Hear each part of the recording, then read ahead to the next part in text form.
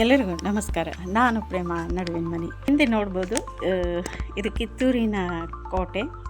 ಎಲ್ಲರಿಗೂ ಗೊತ್ತಿದೆ, ನಮ್ಮ ಭಾರತದ ಕನ್ನಡ ನಾಡಿನ ಒಬ್ಬ ದಿಟ್ಟ ಮಹಿಳೆ, ಸ್ವಾತಂತ್ರ್ಯದ ಒಂದು ಕಹಳೆಯನ್ನು ಊದಿದಂಥ ಬ್ರಿಟಿಷರ ವಿರುದ್ಧ ಪಟ್ಟ ಮೊದಲ ಮಹಿಳೆ ಅಂತ ಹೇಳಿದರೆ ತಪ್ಪಾಗಲಾರ್ದು.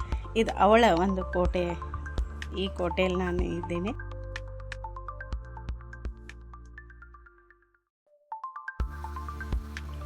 ನಮ್ಮ ಉತ್ತರ ಕರ್ನಾಟಕದ ಭಾಗದಲ್ಲಿ ರಾಣಿ ಚೆನ್ನಮ್ಮ ಅವರನ್ನು ಕಿತ್ತೂರಿನ ಚಿರತೆ ಎಂದು ಕರೆಯುತ್ತಾರೆ. ಕರ್ನಾಟಕದಲ್ಲಿ ಅವರ ಧೈರ್ಯಕ್ಕೆ ಇಂದಿಗೂ ತುಂಬ ಗೌರವ ಇದೆ. ಈ ಒಂದು ಕಿತ್ತೂರಿನ ಕೋಟೆ ಬೆಳಗಾವಿ ಜಿಲ್ಲೆಯಲ್ಲಿದೆ. ಇದರ ನಿರ್ಮಾಣ 12ನೇ ಶತಮಾನದಲ್ಲಿ ರಟ್ಟ ವಂಶದವರು ನಿರ್ಮಿಸಿದರು. ನಂತರ ಮರಾಠರು, ಕಿತ್ತೂರು ಸಂಸ್ಥಾನದ ಆಡಳಿತಗಾರರು ಅಭಿವೃದ್ಧಿಯನ್ನು ಕೂಡ ಪಡಿಸಿದರು. ಇಲ್ಲಿ ವಿಶೇಷತೆ ಏನೆಂದರೆ, ಕೆಂಪು ಕಲ್ಲಿನಿಂದ ನಿರ್ಮಿತವಾದಂಥ ದೊಡ್ಡ ಕೋಟೆ, ಸುತ್ತಲೂ ಕಂದಕ ಮತ್ತು ಎತ್ತರದ ಗೋಡೆಗಳು ಇವೆ. ಈ ಒಂದು ಕೋಟೆಯ ಒಳಗೆ ಪ್ರಮುಖವಾಗಿ ರಾಣಿ ಚೆನ್ನಮ್ಮ ಅರಮನೆ, ಈಗ ವಸ್ತು ಸಂಗ್ರಹಾಲಯವಾಗಿದೆ. ರಾಣಿಯ ಕತ್ತಿ, ಪತ್ರಗಳು, ಬಟ್ಟೆಗಳನ್ನು ಇಲ್ಲಿ ಇಡಲಾಗಿದೆ.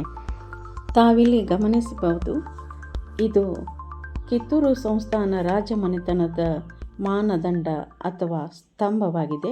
ಇದರಲ್ಲಿ ಸೂರ್ಯ, ಚಂದ್ರ ಮತ್ತು ಹಸು ಇದೆ. ರಾಣಿ ಚೆನ್ನಮ್ಮಳ ಒಂದು ಆಡಳಿತ 1778ರಿಂದ 1829 ಅಂತ ಹೇಳ್ತಾರೆ. ಕಿತ್ತೂರಿನ ಸಂಸ್ಥಾನದ ರಾಣಿ ಬ್ರಿಟಿಷರ ವಿರುದ್ಧ ಹೋರಾಡಿದ ಮೊದಲ ಮಹಿಳಾ ಸ್ವಾತಂತ್ರ್ಯ ಹೋರಾಟಗಾರ್ತಿಯರಲ್ಲಿ ಒಬ್ಬರು ಅನ್ನೋದು ತುಂಬ ವಿಶೇಷ. ಇಲ್ಲಿ ಅವಳ ಬಗ್ಗೆ ಮುಖ್ಯ ವಿಶೇಷತೆ ಏನಂತಂದರೆ, ರಾಣಿ ಚೆನ್ನಮ್ಮಳ ಬಗ್ಗೆ ಮುಖ್ಯ ಅಂಶಗಳು ನಾವು ಹೇಳಬೇಕಂತಂದರೆ, ಅವಳು ಹುಟ್ಟಿದ್ದು 1778 ಕಾಕ್ತಿ ಗ್ರಾಮದಲ್ಲಿ. ಇದು ಬೆಳಗಾವಿ ಜಿಲ್ಲೆಯಲ್ಲಿದೆ ಮತ್ತು ದೇಸಾಯಿ ಕುಟುಂಬದಲ್ಲಿ. ಇವಳ ವಿವಾಹವಾಗಿದ್ದು ಕಿತ್ತೂರು ಸಂಸ್ಥಾನದ ರಾಜನಾದ ಮಲ್ಲ ಸರ್ಜರನ್ನು. ದತ್ತು ವಿವಾದ ಈಗ ಯಾಕಾಯಿತು ಅಂದರೆ, ಪತಿ ಮತ್ತು ಮಗ ಮೃತಪಟ್ಟ ನಂತರ ರಾಣಿ ಚೆನ್ನಮ್ಮ ತನ್ನ ದತ್ತು ಮಗ ಶಿವಲಿಂಗಪ್ಪನಿಗೆ ಪಟ್ಟ ಕಟ್ಟಿದರು. ಬ್ರಿಟಿಷರ ವಿರೋಧ ಯಾಕಾಯಿತು? ಬ್ರಿಟಿಷರ ಡಾಕ್ಟ್ರಿನ್ ಆಫ್ ಲ್ಯಾಪ್ಸ್ ನೀತಿಯ ಪ್ರಕಾರ ದತ್ತುಪುತ್ರನಿಗೆ ಪಟ್ಟ ಕೊಡಲು ಒಪ್ಪಲಿಲ್ಲ. ಕಿತ್ತೂರಿನ ಸೈನಿಕರಿಗೂ ಮತ್ತು ಬ್ರಿಟಿಷರಿಗೂ ಮೊದಲ ಯುದ್ಧ 1824ರಲ್ಲಿ ಆಯಿತು.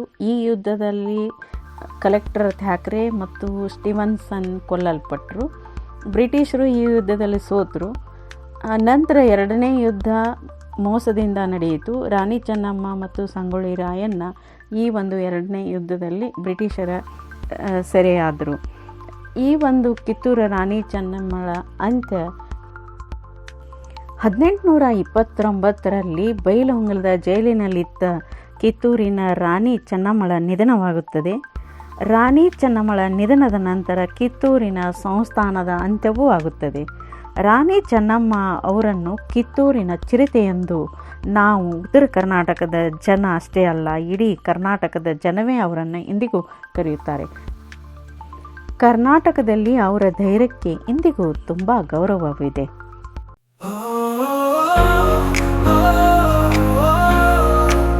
ಜೈ ಹಿಂದ, ಜೈ ಭಾರತ. ಏಳಿರಿ ಎತ್ತೇಳಿರಿ, ಏಳಿರಿ ಎತ್ತೇಳಿರಿ, ಭಾರತ ಮಾತೆಯ ಸೇವೆ ಮಾಡಲು. ಈ ದೇಶ ನಮ್ಮದು, ನಮಗಿದು ಪ್ರೀತಿಯು. ಈ ದೇಶ ನಮ್ಮದು, ನಮಗಿದು ಹೆಮ್ಮೆಯು. ಎಲ್ಲರ ಹೃದಯಗಳಲ್ಲೀಗ ತ್ರಿವರ್ಣ ಧ್ವಜದ ಗೌರವವು. ಪ್ರತಿ ಉಸಿರಿನಲ್ಲೀಗ ಜೈ ಹಿಂದ್ ಗಾನದ ಜೋಶವು ಮೊಳಗಲೀಗ. ಎಲ್ಲೆಲ್ಲಿಯ ದೇಶಭಕ್ತಿಯ ಅಮರ ಕಥೆಗಳು.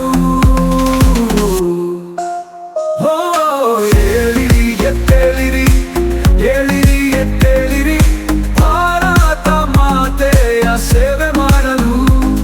ಈ ದೇಶ ನಮ್ಮದು, ನಮಗಿದು ಪ್ರೀತಿಯು. ಈ ದೇಶ ನಮ್ಮದು, ನಮಗಿದು ಹೆಮ್ಮೆ.